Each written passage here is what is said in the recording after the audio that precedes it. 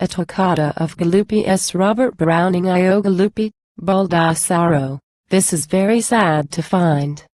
I can hardly misconceive you. It would prove me deaf and blind. But although I take your meaning, 'tis with such a heavy mind. To hear you come with your old music, and here's all the good it brings. What, they lived once thus at Venice, where the merchants were the kings, where Saint Mark's, where the doges used to wed the sea with rings? 3a, because the sea's the street there, and 'tis arched by what you call Shylock's Bridge with houses on it, where they kept the carnival. I was never out of England, it's as if I saw it all. For did young people take their pleasure when the sea was warm in May? Balls and masks begun at midnight, burning ever to midday, when they made up fresh adventures for the morrow, do you say? V was a lady, such a lady, cheeks so round and lips so red, on her neck the small face buoyant, like a bellflower on its bed, o'er the breast's superb abundance, where a man might base his head. 6 Well, and it was graceful of them, they did break talk off and afford she, to bite her mask's black velvet, he, to finger on his sword, while you sat and played toccatas, stately at the clavichord. 7 What? Those lesser thirds so plaintive, sixths diminished, scions I, told them something? Those suspensions, those solutions, must we die?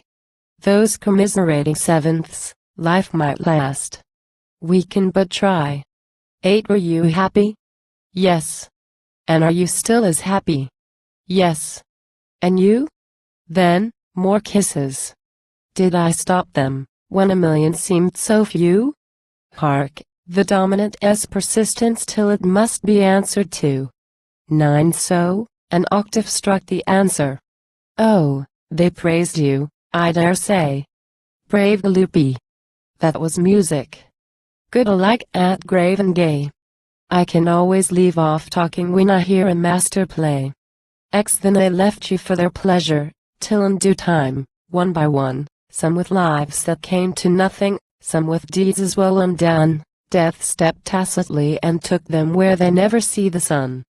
11 But when I sit down to reason, think to take my stand no swerve, while I triumph o'er a secret wrung from nature's close reserve, in you come with your cold music till I creep through every nerve.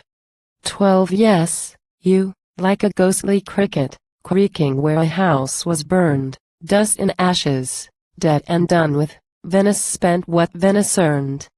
The soul, doubtless, is immortal, where soul can be discerned.